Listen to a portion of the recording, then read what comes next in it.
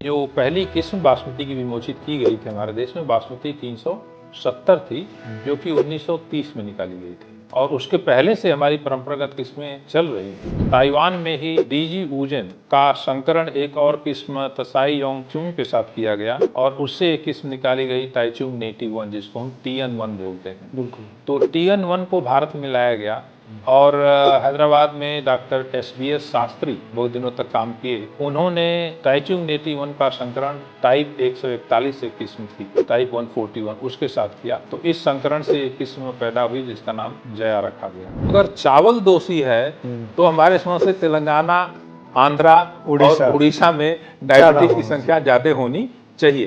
पैदावार इसकी बड़ी, किसान अपनी ट्राली भर करके जब मंडी ले करके जाते थे तो अपनी ट्राली के ऊपर कर्जा फाड़ बासमती लिखते थे।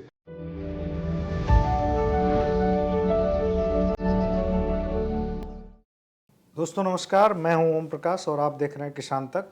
दोस्तों, बासमती आज जो साभ्रांत वर्ग से आगे निकल करके आम लोगों तक पहुंची है, जन जन तक पहुंची है बासमती, उसके पीछे एक लंबी मेहनत है, लंबा काम है और उस काम को अंजाम देने वाले आज हमारे साथ हैं। इनका जन्म गाजीपुर में हुआ और शिक्षा BHU से हुई और थ्रू आउट फर्स्ट क्लास रहे हैं पढ़ाई में और उसके बाद पढ़ाई पूसा में हुई और अब जो है पूसा के ही बच्चों को पढ़ा रहे हैं, पूसा में ही डायरेक्टर रहे हैं। मैं बात कर रहा हूं डॉक्टर अशोक कुमार सिंह की। नमस्कार। और सिंह साहब का करीब 30 साल का काम है, 30 साल सिर्फ बासमती पे काम है और भारत को ये समझिए सबसे एग्रीकल्चर एक्सपोर्ट में सबसे ज़्यादा योगदान देने वाली जो चीज़ है वो है बासमती।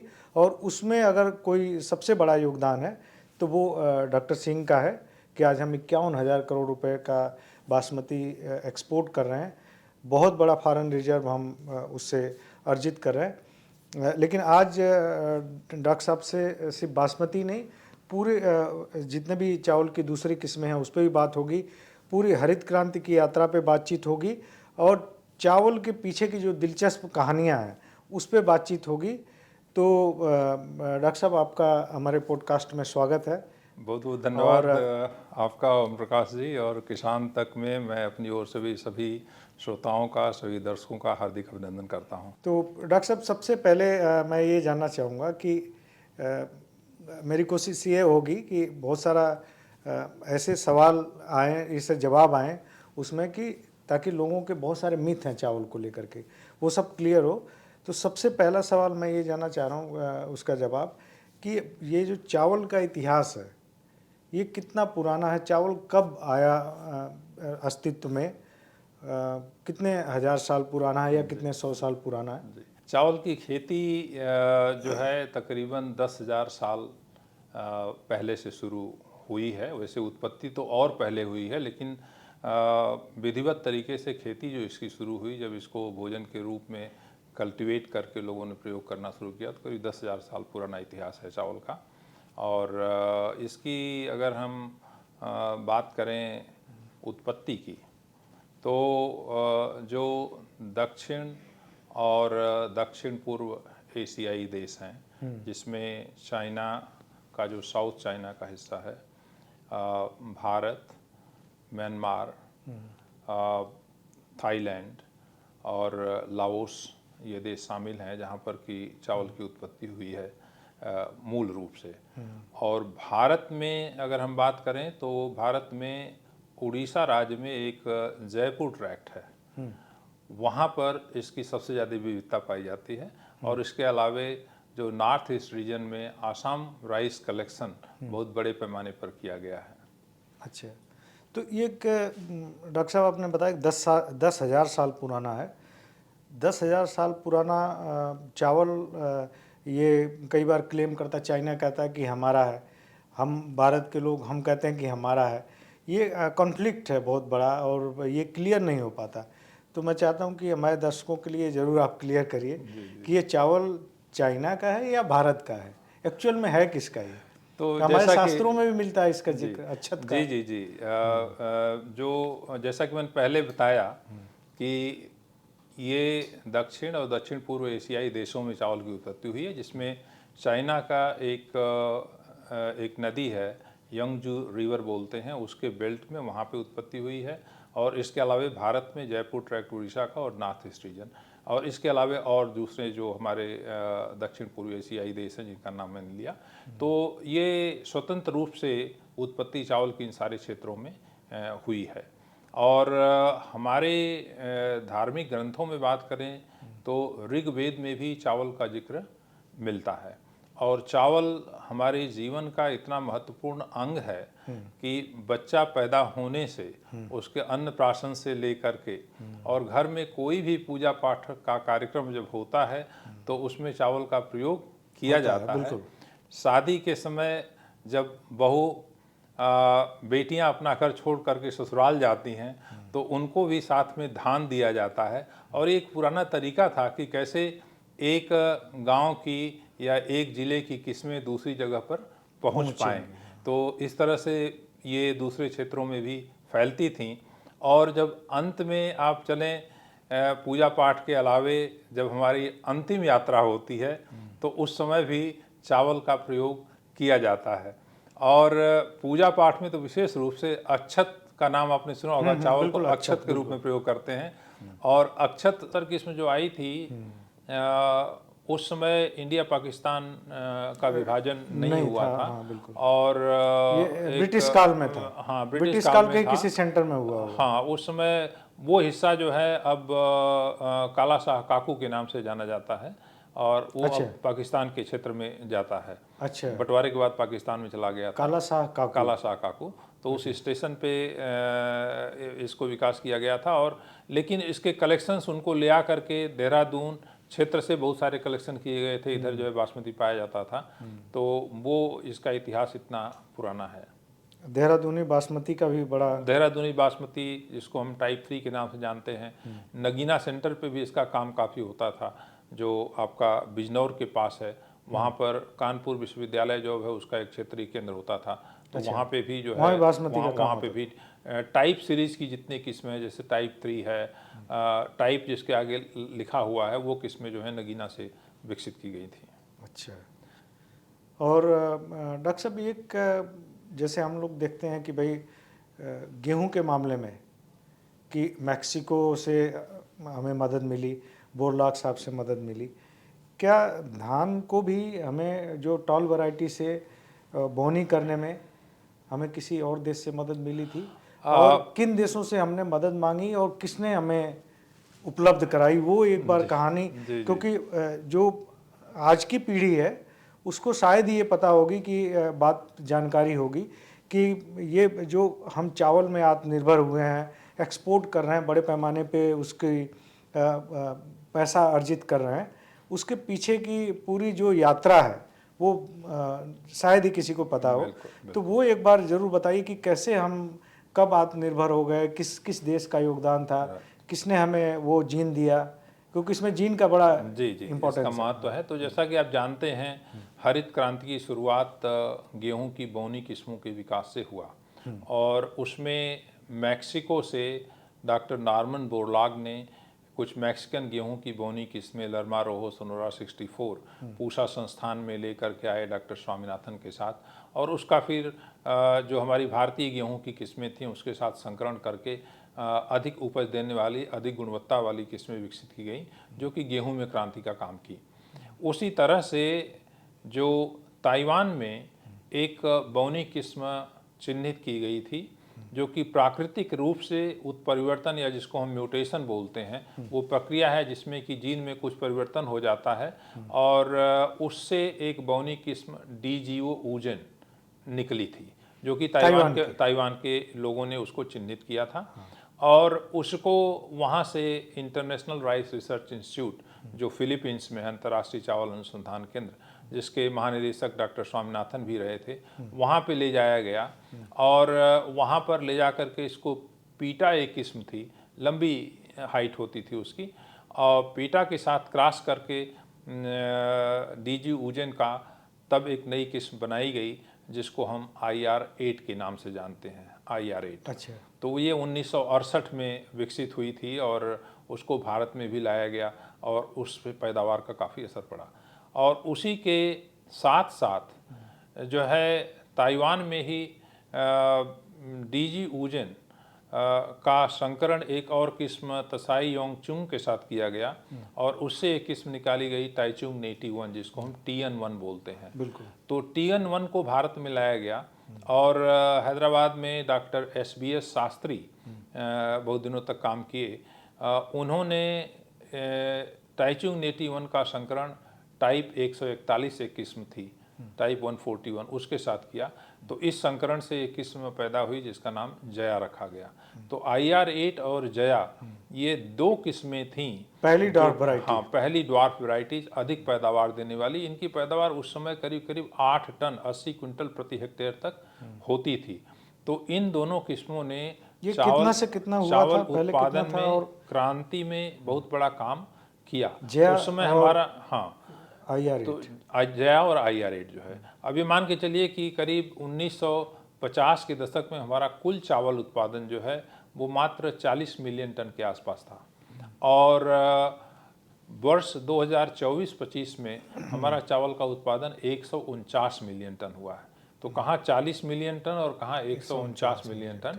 तो इसमें जया और IR8 के द्वारा नींव रखी गई, लेकिन उसके बाद हमारे देश में जो चावल अनुसंधान का एक बहुत बड़ा तंत्र है, जिसमें देश के करीब 75-73 कृषि विश्वविद्यालय हैं, केंद्रीय कृषि विश्वविद्यालय हैं, भारतीय कृषि अनुसंधान परिषद की संस्थाएं जैसे इंडियन राइस रिसर्च इंस्टीट्यूट है, central rice research institute Cuttack में है, Indian agriculture research institute Delhi में है।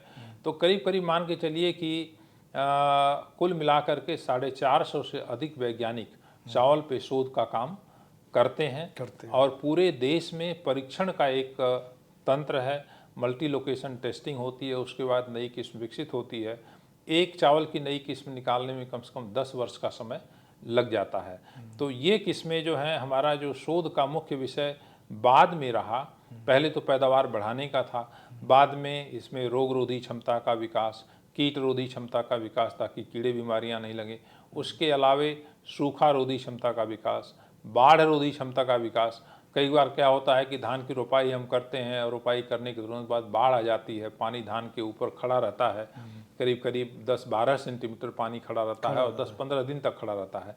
तो ऐसी केस में फसल बर्बाद हो जाती है। तो उसका समाधान करने के लिए एक किस्म स्वर्णा सबवन विकसित की गई। सबवन एक जीन है जिसके डालने से पौधे पानी में डूबे रहने के बाद भी 12-15 दिन तक मरते नहीं है। अच्छा। और जब पानी निकल जाता है तो फिर से फसल अपने आप। तो ये स्वर्णा जो स्वर्णा किस्म है, स्वर्णा बहुत पॉपुलर किस्म है। करीब करीब 5 मिलियन हेक्टेयर क्षेत्रफल में उगाई जाती है। इसको नाटी मसूरी के नाम से जानते हैं। ये बनाया किसने था डॉक्टर साहब, ये भी बता दीजिए, क्योंकि बड़ा इंपॉर्टेंट है कि जो लोग इसके नींव के वो हैं, पत्थर है एक तरह से, वो उनका जिक्र कभी नहीं आता कि किसने सोना मसूरी बनाई, किसने स्वर्णा बनाई, है ना। स्वर्णा किस्म जो है इसको हम नाटी मसूरी भी बोलते हैं और इसका नाम MTU 7029 MTU 7029 भी है। और ये आंध्र प्रदेश में एक स्टेशन है मारुतेरू, वहाँ पर इसका विकास किया गया था और इसके ब्रीडर जो थे रामचंद्र राव थे और उन्होंने इस किस्म को निकाला था। बहुत मेगा वैरायटी बनी और बाद में चल करके अंतर्राष्ट्रीय चावल अनुसंधान संस्थान के द्वारा इसी स्वर्णा के अंदर सबवन जीन डाला गया। तो सबवन के डालने से बाढ़ युक्त क्षेत्रों में स्वर्णा सबवन की खेती होती है, यहाँ पे पानी में डूबने के बाद भी फसल का नुकसान नहीं होता है। और ये बाढ़ का जीन जो है, बाढ़ रोधी क्षमता का जीन, वो एक किस्म FR13 थी, FR13 जो कि उड़ीसा से चिन्हित की गई थी। तो उससे ये जीन ले करके और इसमें स्वर्णा में डाला गया और किस्मों में भी डाला गया है। PPT 5204 एक और महत्वपूर्ण किस्म है। आपने किस्मों की बात की तो संभा मसूरी इसको हम BPT 5204 भी बोलते हैं। बहुत लोकप्रिय है, बहुत लोकप्रिय है। इसका खाने में सोना मसूरी, संभा मसूरी क्या एक ही है? तकरीबन मिलती जुलती किस्में हैं और इसका स्वाद बहुत अच्छा होता है। और एक्सपोर्ट में अगर हम बात करें नॉन बासमती में, तो सबसे ज़्यादा एक्सपोर्ट संभा मसूरी का होता है। सिलिकॉन वैली में जहाँ पे साउथ इंडिया से लोग ज़्यादा रहते हैं, वहाँ पे वो लोग विशेष रूप से इसको पसंद करते हैं। तो इसका विकास जो है बापटला स्टेशन है वो भी पहले जो है आंध्र प्रदेश एग्रीकल्चर यूनिवर्सिटी का एक स्टेशन है बापटला, तो वहाँ से विकसित की गई थी। और इसके ब्रीडर जो थे डॉक्टर MB रेड्डी, उन्होंने ये किस्म निकाली थी। अच्छा, तो एक महत्वपूर्ण बात आपने बताई कि जो भारत में आज चावल की क्रांति है, हम इतना पैसा कमा रहे हैं, 1 लाख करोड़ से ज़्यादा जी इंपोर्ट से हमारी विदेशी मुद्रा आ रही है, तो उसके पीछे कहीं ना कहीं ताइवान ने मदद की हमारी। बिल्कुल, ताइवान के साथ हमारा वहाँ से ये जर्मप्लाज्म असल में क्या जब उस हम वक्त किसी और ज़माने देश से भी मांगा गया था क्या हमें जीन जो आप बात कर रहे हैं? जैसा कि मैंने बताया कि इवन जो अंतर्राष्ट्रीय चावल अनुसंधान संस्थान है वहाँ पर भी, फिलीपींस में भी ये जीन ताइवान से ही DG यूजन गया था। अच्छा। उसी तरह से जो गेहूं का बौनेपन का जीन था नोरिन 10, वो जापान से आइडेंटिफाई किया गया था। ये जापान से मैक्सिको गया था, फिर जापान से पहले अमेरिका गया था। अच्छा। और अमेरिका से फिर जो है मैक्सिको डॉक्टर बोरलाग लेकर मैक्सिको से भारत आया। मैक्सिको से भारत आया था। अच्छा, तो ये तो गेहूं की बात हो गई। ये जो चावल वाला जीन है, ये हमारे जो आज डॉर्फ वैरायटी है उसमें कहीं ना कहीं वो जो उसमें DG यूजन जो ताइवान का है उसका महत्वपूर्ण योगदान है। और उस समय जर्म प्लाज्म का एक्सचेंज जो है आम तौर पे बहुत आसानी से हो जाता था। इस चीज़ को लेकर के लोग इतना संकुचित विचारधारा नहीं रखते थे। हम अक्सर हमारे सोच ये होता है, विश्व बंधुत्व की भावना होती है और विश्व कल्याण के बारे में सोचते हैं। और ये जर्म प्लाज्म जो है किसी भी फसल का जो है वो प्रकृति की देन है हमें। तो प्रकृति की जो देन है वो सबके लिए है। उसके ऊपर जो है बौद्धिक संपदा अधिकार अब आने लगा है और उसको लोग धन के रूप में कन्वर्ट कर रहे हैं, लेकिन पहले इस तरह के प्रतिबंध नहीं थे। चाहे हमारे देश से दूसरे देश में, जैसे हमारे देश में बहुत सारी फसलें हैं। चावल की एक बात मैंने करी, अरहर है, हमारे यहाँ इसकी उत्पत्ति हुई थी। आम है, आम की उत्पत्ति हमारे देश में हुई है। तो उस समय इनफैक्ट जो जीन रिच कंट्रीज़ हैं, जहाँ पे जीन ज़्यादा है, विविधता ज़्यादा है, gene rich countries generally are seed poor and seed rich countries are gene poor. उनके पास इतनी विविधता नहीं है, लेकिन उन्होंने टेक्नोलॉजी डेवलप करके बीज का उत्पादन काफ़ी मात्रा में पैदा किया और अच्छी अच्छी किस्में बनाई। तो वो अब बीज के बाज़ार के ऊपर वो काफ़ी उनका पूरा बाजार पे कब्जा कर रहे हैं। ये भारत में डॉक्टर साहब ये काफ़ी चर्चा होती है इस मामले को लेकर कि भारत में जो अभी जो आप कह रहे हैं कि ये जीन रिच कंट्री है लेकिन सीड पुअर कंट्री है, तो ये एक परसेप्शन ये जाता है कि नहीं, इसमें प्राइवेट सेक्टर की इन्वॉल्वमेंट होनी चाहिए। तो क्या ये प्राइवेट सेक्टर के भरोसे हम सीड में आत्मनिर्भर होंगे या फिर इसमें पब्लिक सेक्टर की भूमिका ज़्यादा होनी चाहिए?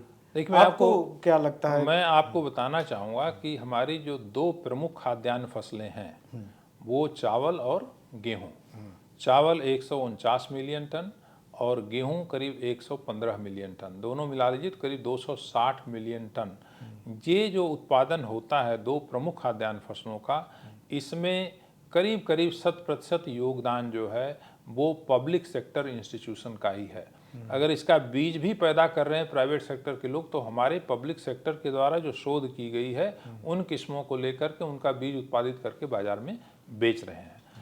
प्राइवेट सेक्टर मुख्य रूप से जो संकर प्रजातियां हैं अलग अलग फसलों की, जैसे आपका बाजरा है, ज्वार है, मक्का है, सब्जी की फसलें हैं, जहाँ पे संकर किस्मों का प्रयोग किया जाता है, क्योंकि संकर बीज को हर वर्ष किसान को बदलना पड़ता है। तो किसान हर वर्ष उसको खरीदने के लिए वापस कंपनी के पास जाता है। तो इनके ऊपर जो है संकर किस्मों के विकास के ऊपर प्राइवेट सेक्टर का ज़्यादा जोर रहता है। और धान, गेहूँ, दलहन की बात करें, जितना हमारा दलहन का उत्पादन देश में हो रहा है सारी पब्लिक सेक्टर की शोध है। पूरा पब्लिक सेक्टर। तिलहन में भी जो है तकरीबन पब्लिक सेक्टर की शोध रही है, जिससे कि हम उस पे उत्पादन हो रहा है।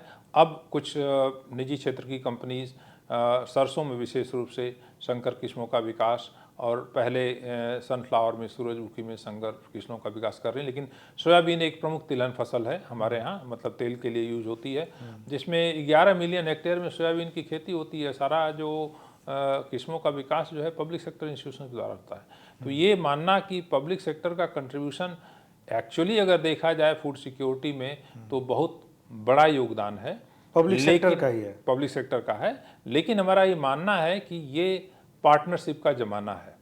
पब्लिक सेक्टर, प्राइवेट सेक्टर, जहाँ से भी अच्छा प्रोडक्ट आता है वो किसानों को मिलना चाहिए, उचित मूल्य पर किसानों को मिलना चाहिए, ताकि किसान उसका फ़ायदा उठा सकें और किसान का दोहन नहीं हो। इसलिए एक बैलेंस भी पब्लिक और प्राइवेट सेक्टर में रिसर्च का हमेशा बना रहना चाहिए, तभी हम जो है किसानों की सेवा कर सकते हैं। और अभी जो है सरकार के द्वारा एक बहुत अच्छी पहल की गई है बीज के क्षेत्र में। भारत सहकारी बीज समिति लिमिटेड एक संस्था बनाई गई है, जिसमें कि कई सारी संस्थाएं, इफ्को हैं, क्रिप्को हैं, एनडीडीबी है, इन लोगों ने मिल करके निवेश किया है। और ये संस्था जो है पब्लिक सेक्टर के अंदर जो भी शोध हुआ है, जो किस्में विकसित किए हैं, उनका गुणवत्तापूर्ण बीज उत्पादन का कार्यक्रम माननीय जो हमारे कोऑपरेटिव सहकारिता मंत्री जी हैं, उनके दिशा निर्देश में काम चल रहा है। तो ये संस्था बहुत महत्वपूर्ण काम आगे करेगी। तो सरकारी और सहकारी क्षेत्र दोनों मिलके बिल्कुल बिल्कुल वो है। ये प्राइवेट सेक्टर पे निर्भरता वाला जो है वो एक परसेप्शन है कि परसेप्शन है, जैसे कुछ क्षेत्रों में जैसे वेजिटेबल में हो सकता है, वेजिटेबल्स में है, मक्का में, संकर मक्का में किस्मों की बात करें तो तकरीबन मान के चलिए कि 90% के आसपास योगदान जो है मक्का में निजी क्षेत्र की कंपनियों का है, जो संकर किस्मों का विकास कर रहे हैं। लेकिन अब पार्टनरशिप का ज़माना है, नई टेक्नोलॉजी आ रही है, तो हमको साथ मिलकर के काम करने की ज़रूरत है सबको। आपने सीड की बात की और सीड को लेकर के एक और ख़ासतौर पे बासमती को लेकर बातचीत एक होती है, उसमें पाकिस्तान को लेकर के कि हमने यहाँ पैदा किया, मेहनत हमने की और 1121 चुरा उसने लिया, 1509 भी उसने चुरा लिया, तो नाम सिर्फ कायनात लगा दिया उसने, तो पाकिस्तान का हो गया ऐसा लग रहा है। तो ये जो एक तरह से जीन चोरी का, सीड चोरी का जो मसला है, वैरायटी चोरी का मसला है, ये कितना सीरियस इशू है भारत के लिए। क्योंकि हम पता नहीं, अब जैसे बासमती 1121 का डॉक्टर विजयपाल सिंह बता रहे थे कि उसकी यात्रा करीब 40 साल लंबी है।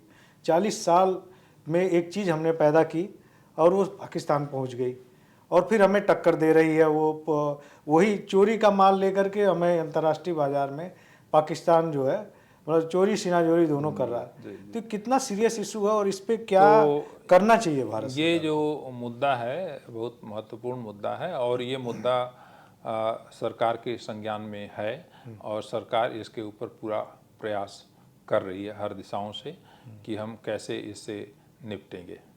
अभी मैं सिर्फ इतना ही कहना चाहूँगा क्योंकि ये बात सरकार के संज्ञान में है और सरकार इसके ऊपर काम कर रही है। नहीं, एक चीज़ मैं ये जानना चाहूँगा कि क्या इसके जो बासमती, कई सारे एक्सपोर्टर साथी भी हैं जिनसे बातचीत होती है, वो कहते हैं कि दुबई जब इसमें फूड एक्सपो लगता है तो 1121 उनका भी टंग जाता है, बिल्कुल चैलेंज करके टांगते हैं।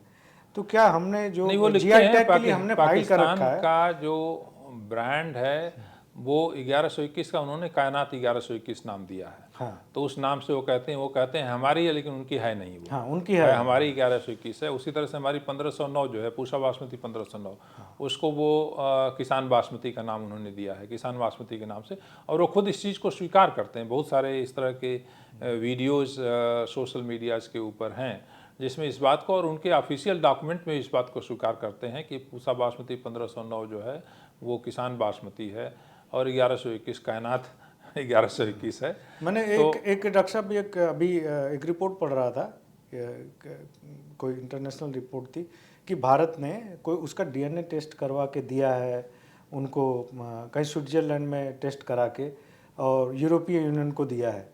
तो क्या वो मैंने आपको बताया कि ये सब सारे प्रयास सरकार की तरफ से किए जा रहे हैं और निश्चित रूप से इसका समाधान निकाला जाएगा।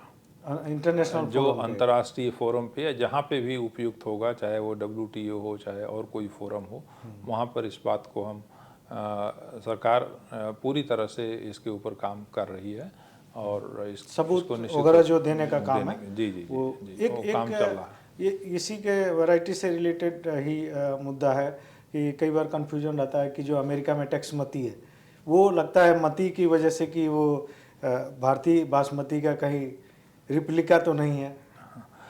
तो उन्होंने ऐसी एक किस्म विकसित की थी और करीब करीब 1990 के दशक में, जिसको टेक्सामती, सिर्फ टेक्सामती ही नहीं, टेक्सामती थी, कालमती थी, जासमती थी, अच्छा, ऐसी कई सारे मती। कई किस्में जो हैं उन्होंने निकाला था। मती शब्द का उसमें प्रयोग इस वजह से किया था कि जो उपभोक्ता हैं वो इसको बासमती से कंफ्यूज हो जाएंगे और इसको लेंगे।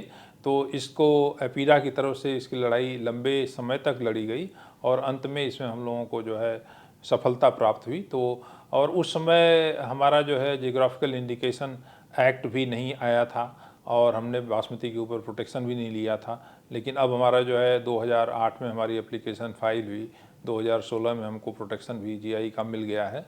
तो अब कोई देश इसको इस तरह से मिसयूज़ नहीं कर सकता है। अगर कहीं से ऐसी कोई बात होती है, संज्ञान में आती है, तो उसको एपीडा के द्वारा चैलेंज किया जाता है समय समय पर। अच्छा, ये जीआई टैग का मसला है। क्या ये जो जीआई वाला एरिया है भारत में करीब 95 जिलों के आसपास है, क्या इसका एरिया और बढ़ नहीं सकता? कोई जैसे आम लोग जान उनको नहीं पता कि इसमें क्या नियम कानून लगते हैं, कैसे आइडेंटिफाई ये चीज़ें होती हैं? और क्या अगर कोई मान लीजिए बासमती से बाहर के एरिया का जो नोटिफाइड नहीं है जीआई में, उसका किसान कोई अगर खेती करता है तो क्या कोई पनिशमेंट है? मतलब बहुत सारा इसको लेकर के मिथ है कि कर सकते हैं कि नहीं कर सकते। देखिए, जीआई का मूल सिद्धांत ये है कि जो उत्पाद जीआई के अंदर प्रोटेक्शन दिया जाएगा उसका एक पब्लिक परसेप्शन, हिस्ट्री और हेरिटेज उस क्षेत्र से जुड़ा होना चाहिए। अब उस दृष्टिकोण से जैसा कि मैंने बताया कि 7 राज्य जो हैं हमारे देश के, जम्मू के 3 जिले, हिमाचल प्रदेश, पंजाब, हरियाणा, दिल्ली, उत्तर प्रदेश के 30 जिले और उत्तराखंड, ये 7 राज्य जीआई के अंदर चिन्हित किए गए हैं। और इन्हीं से जीआई बासमती का इतिहास जुड़ा हुआ है। इस क्षेत्र में उत्पादित बासमती की गुणवत्ता अच्छी होती है, उसमें खुशबू ज़्यादा होती है, क्योंकि चावल पकते समय तापक्रम यहाँ पर कम होता है तो चावल में खुशबू ज़्यादा आती है, दाना टूटता भी नहीं है। तो इसलिए, और रही जहाँ तक बात कि हमको अगर मांग विश्व बाजार में बढ़ेगी बासमती की आगे आने वाले दिनों में, तो उसकी पूर्ति हम कहाँ से करेंगे अगर हमारा क्षेत्र सीमित होगा? सीमित है, बिल्कुल। तो इसलिए इस संदर्भ में ये कहना चाहता हूँ कि जैसे मान लीजिए पंजाब को हम लें, तो पंजाब में धान की खेती करीब 32 लाख हेक्टेयर क्षेत्रफल में होती है, लेकिन अभी उसमें बासमती का क्षेत्रफल मात्र 6 लाख हेक्टेयर है। तो अगर हमको जीआई क्षेत्र में ही बासमती का उत्पादन बढ़ाना है तो 5 गुना उत्पादन हम रकबा जो है वो पंजाब में ही बढ़ा सकते हैं। उसी तरह से हरियाणा की बात करें तो 14 लाख हेक्टेयर क्षेत्रफल में धान की खेती होती है और बासमती का रकबा जो है 6 लाख हेक्टेयर का है। तो अभी हम 2 गुना जो है हरियाणा में कर सकते हैं। हमारी जितनी आवश्यकता होगी, उसी तरह से पश्चिमी उत्तर प्रदेश और उत्तराखंड, हमारी जितनी आवश्यकता आगे आने वाले दिनों में एक्सपोर्ट की होगी, हम जीआई क्षेत्र में उत्पादन करके उसको पूरा कर सकते हैं, इसमें कोई संदेह नहीं है। रही जहाँ तक बात, अगर कोई किसान जीआई क्षेत्र से बाहर बासमती उगाता है तो क्या उसको उगाने के ऊपर कोई प्रतिबंध है? उगाने के ऊपर ऐसा कोई प्रतिबंध नहीं है, लेकिन जो उत्पाद है उसको आप बासमती के नाम से राष्ट्रीय अंतर्राष्ट्रीय बाजार में बेच नहीं सकते हैं। मार्केटिंग पे है, उसको बासमती का शब्द लगा करके उसको आप नहीं बेच सकते हैं। तो इसलिए हमको ये ध्यान रखना है कि अगर संभव हो, क्योंकि जीआई का सम्मान अगर हम अपने देश में नहीं करेंगे तो इसका सम्मान दूसरे देशों में भी नहीं होगा।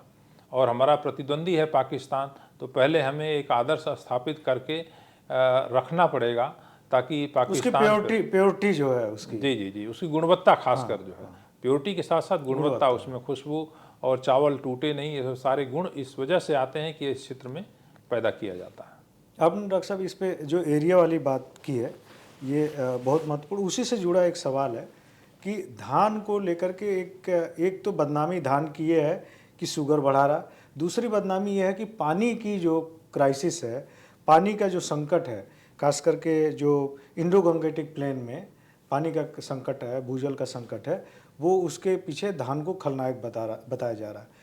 तो जिस तरह से एक तो ये परसेप्शन है, दूसरा मुद्दा उसी से जुड़ा ये है कि जो आपने शुरू में इशारा किया था कि हम बहुत ज़्यादा चावल एक्सपोर्ट करके थोड़ा पैसा कमा रहे हैं और थोड़ा चावल एक्सपोर्ट करके ज़्यादा पैसा कमा रहे हैं। तो क्या हमें आगे चल के ये एक प्लान हमें बनाना चाहिए, इस दिशा में बढ़ना चाहिए कि हम गैर बासमती का एरिया धीरे धीरे कम करें और जो बासमती का जीआई टैग का एरिया है उसमें हम बासमती को बढ़ा दें, बासमती की खेती बढ़ा दें।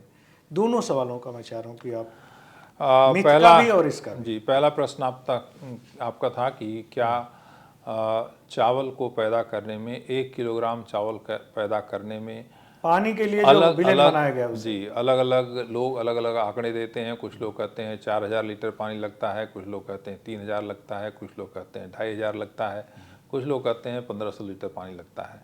देखिए, ये क्षेत्र टू क्षेत्र इसमें वेरिएशन आता है। कुछ क्षेत्र ऐसे हैं जहाँ पे कि पर्याप्त वर्षा होती है, तो वहाँ पे हमको पानी अलग से देने की आवश्यकता नहीं होती है और भूजल का हम प्रयोग नहीं करते। उन क्षेत्रों में कम पानी से भी धान की खेती हो जाती है। कुछ क्षेत्र ऐसे हैं जहाँ पे वर्षा कम होती है और हम धान की खेती जून के महीने से, जैसे हम पंजाब की, हरियाणा की बात करें, और वहाँ से हम जो है भूजल का दोहन करके सिंचाई करते हैं, तो वहाँ पे पानी थोड़ा सा ज़्यादा लगता है। आमतौर पे मानते हैं करीब 2500 लीटर पानी 1 किलोग्राम चावल पैदा करने में लगता है। ठीक है, इतना पानी लगता है। लेकिन इस समस्या को देखते हुए ये निश्चित रूप से हमें चावल की खेती का तरीका जो है वो बदलना पड़ेगा। पहली बात, जो महत्वपूर्ण बात है, जब हम धान की खेती रोपाई विधि से करते हैं, जिसमें खेत में पानी भर के ट्रैक्टर से जुताई करते हैं, फिर रोटावेटर चलाते हैं, तो उसमें पानी बहुत ज़्यादा लगता है।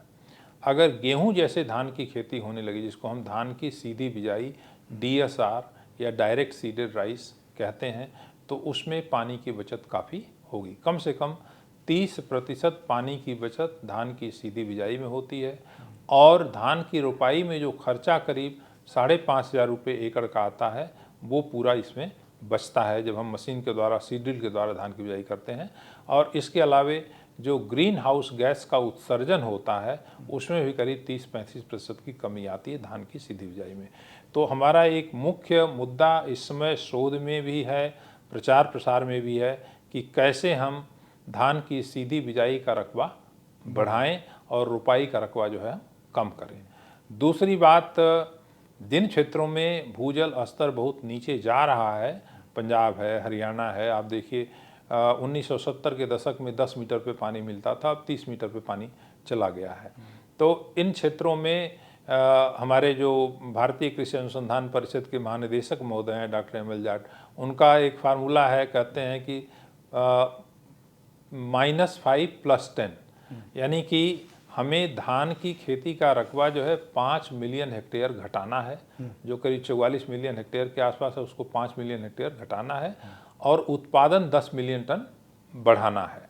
तो उत्पादन हमें बढ़ाना है तो हमें टेक्नोलॉजी, खासकर जैसे संकर बीज हैं, जो संकर किस्में हैं, उनमें उत्पादकता 1 टन प्रति हेक्टेयर की ज़्यादा होती है। उनका रकबा अगर बढ़े तो हम धान का उत्पादन बढ़ा सकते हैं और कुछ क्षेत्रफल जो है हम धान से कम करके पंजाब में, हरियाणा में, पश्चिमी उत्तर प्रदेश में विशेष रूप से और फसलों में डाइवर्सिफिकेशन में ले जा सकते हैं।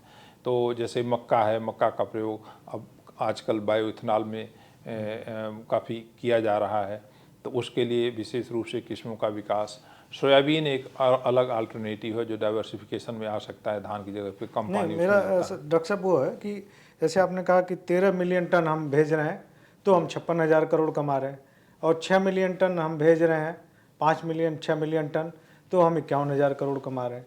तो क्यों नहीं हम जीआई टैग एरिया में इसका हिस्सा बढ़ा दें और गैर बासमती का घटा दें? हाँ, तो इस पे किसानों के मैं इस प्रश्न पे आ रहा था, ये दूसरा प्रश्न था आपका।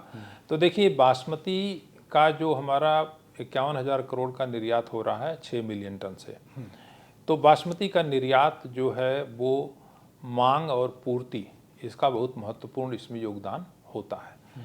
हम इतना अगर ज़्यादा पैदा कर लेंगे बासमती, जो मांग से अगर ज़्यादा हो जाएगा उत्पादन, तो दाम जो है गिर जाएगा, फिर किसानों को उसका लाभ जो है नहीं मिलेगा।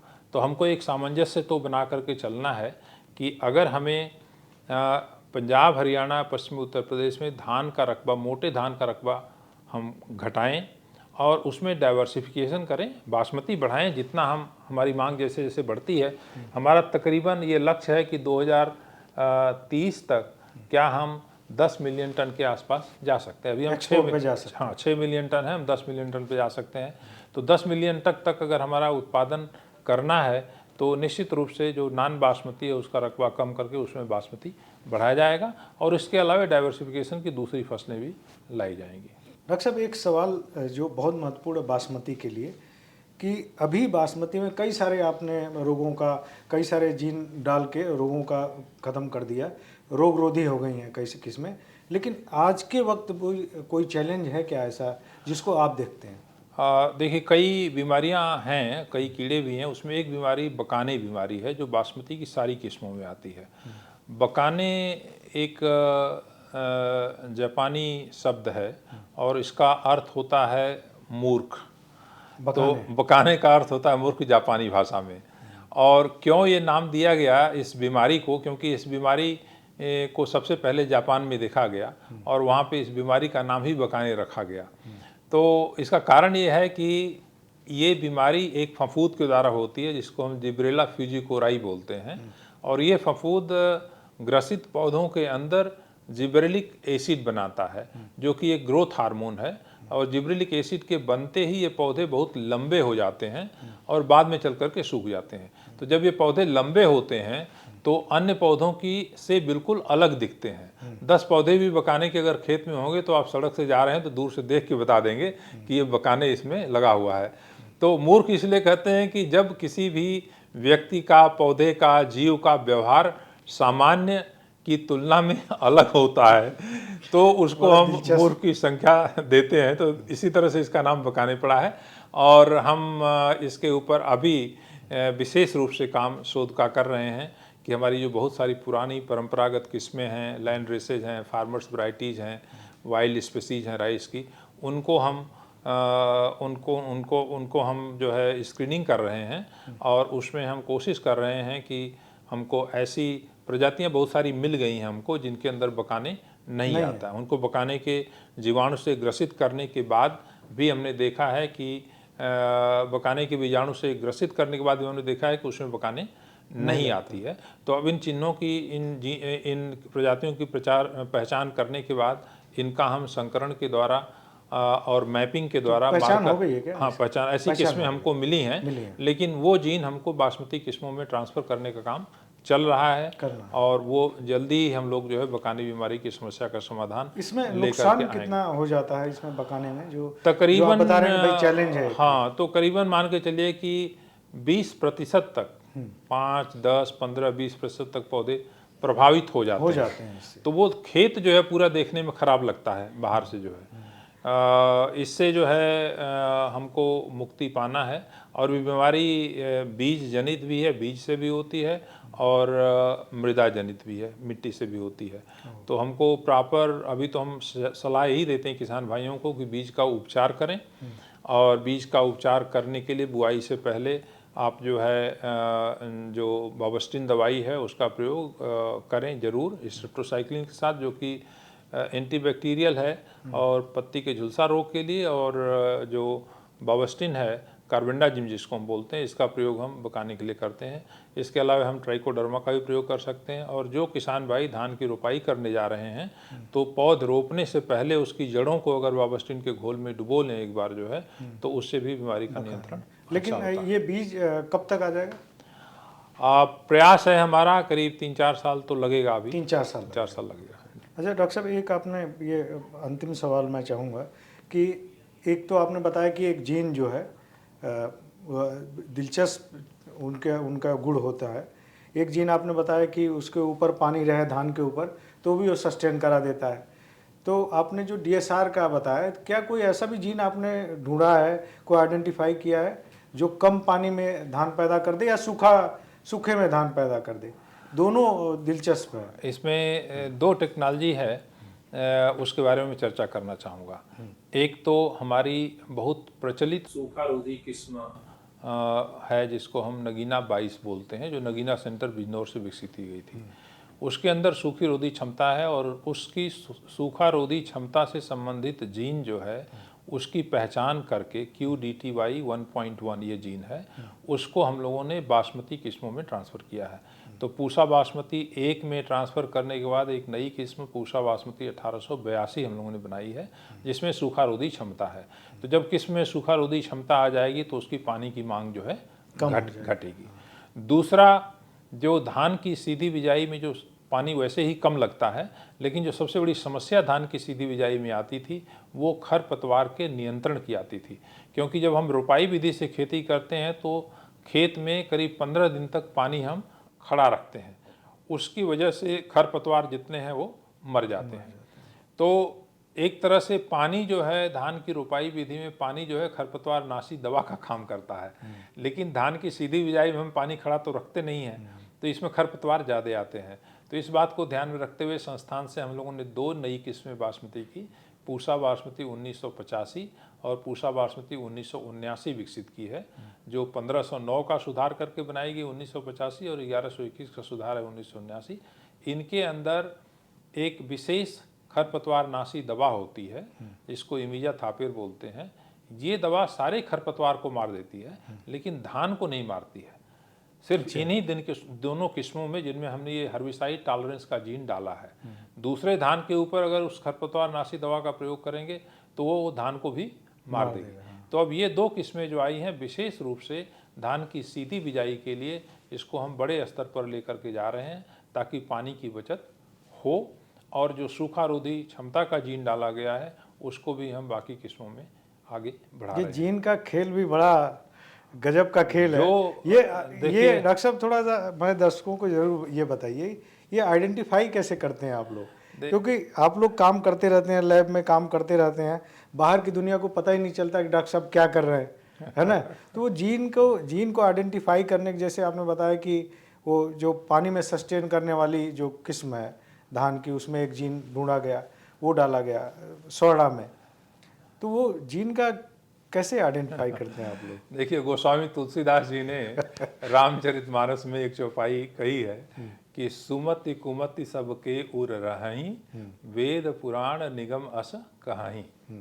जहाँ सुमति तहाँ संपत्ति नाना, जहाँ कुमति तहाँ विपत्ति निदाना। कि हर व्यक्ति के अंदर, हर जीव के अंदर गुण और अवगुण दोनों चीज़ें होती हैं। जहाँ पे गुण रहते हैं वहाँ पर सुमति आती है, अच्छी बुद्धि आती है, संपत्ति का विकास होता है, और जहाँ पे अवगुण होता है वहाँ पे विपत्ति और तमाम तरह की रोग बीमारियाँ आती हैं। तो जो ये गुण और अवगुण जो है, ये दोनों लक्षण हमारे डीएनए में समाहित होते हैं। जो डीएनए का सीक्वेंस है उसी के अंदर समाहित होते हैं, और इनकी पहचान करके अगर हम गुण वाले जीन जो हैं उनकी पहचान करके उनका प्रयोग करें दूसरे किस्मों में, तो उन किस्मों को हम बाढ़ रोधी, सूखा रोधी, रोग रोधी, कीट रोधी बना सकते हैं। पहचान करने के लिए हम क्या करते हैं, आमतौर पे जैसे मान लीजिए हमारे पास 10,000 धान की किस्में हैं जो लैंड रेसेस, फार्मर्स वैरायटीज हैं, फार्मर्स के द्वारा बचा करके रखी गई हैं। तो उनको हम ले करके आए संस्थान में और उन सारी किस्मों को बुआई किया। बुआई करने के बाद जब वो 4, 5, 6 इंच की हो गई तो उनको हमने ऊपर से पानी भर दिया। ठीक है, ऊपर से पानी भर करके 15 दिन लगातार उतना पानी हम भर करके रखते हैं। 15 दिन बाद फिर पानी हम निकालते हैं, फिर देखते हैं कि उन 10,000 में से कितनी जो हैं मर गई और कितनी बची। तो जो बच गई, पहले तो हमें उस लक्षण की पहचान करनी पड़ती है कि वास्तव में इसके अंदर ये गुण है या नहीं है। तो जब उसको हमने वो स्ट्रेस दिया, तनाव दिया, तो उस तनाव के बावजूद भी जो किस्में बची, इसका मतलब उसके अंदर बाढ़ रोधी क्षमता है। उसी तरह से कम पानी में जब हम लगाएंगे तो हमको पता चलेगा कि कौन कम पानी में अच्छा कर रही हैं, तो उनकी हम पहचान करते हैं। जब एक बार ये पहचान हो जाती है तब उसको हम फिर डीएनए लेवल पे जा करके उस जीन की पहचान करते हैं। उसकी एक बहुत सूक्ष्म प्रक्रिया होती है जिसके द्वारा जीन, लेकिन मोटे मोटा जीन की मैपिंग हम करते हैं, क्रोमोसोम के ऊपर मैपिंग करते हैं। जैसे हम गूगल से जब चलते हैं तो जब नक्शा डाल देते हैं तो वहाँ पे हम पहुँच जाते हैं। उसी तरह से हम क्रोमोसोम के ऊपर जीन स्थित होते हैं। हमारे शरीर की कोशिकाओं में क्रोमोसोम या गुणसूत्र पाए जाते हैं और इन्हीं गुणसूत्रों के ऊपर गुण और अवगुण के जीन होते हैं उनको हम चिन्हित करके उनके लिए मार्कर आइडेंटिफाई करते हैं और उन्हीं मार्कर की सहायता से फिर हम जीन्स को दूसरी किस्मों में स्थानांतरित करते हैं। तो डॉक्टर साहब, आपने आज चावल को लेकर के, बासमती को लेकर बहुत सारी दिलचस्प जानकारी दी। किसान तक के साथ सारी जानकारी साझा करने के लिए आपका बहुत बहुत धन्यवाद। बहुत बहुत धन्यवाद, आपने हमको ये मौका दिया और मुझे उम्मीद है कि ये कार्यक्रम अच्छा लगेगा लोगों को।